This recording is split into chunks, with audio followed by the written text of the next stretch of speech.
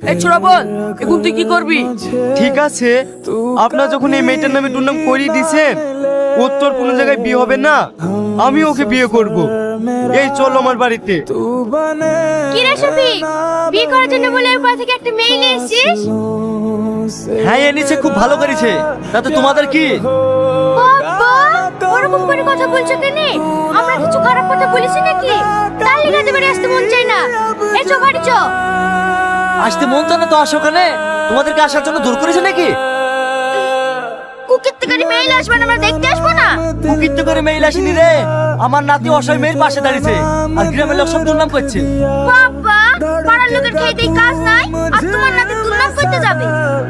ঠিক আছে, আমার নাতি খারাপ, তোর রাতে ভালো, যা আমার বাড়ি থেকে এক্ষুনি বেড়া। লাও, তোমাদের বাড়ি থাকতে আসিনি। এই চো বাড়ি চো। দাদু, তুমি আমার লেগে পাড়ায় সব মানুষের কাছে অপমান হয়েছে।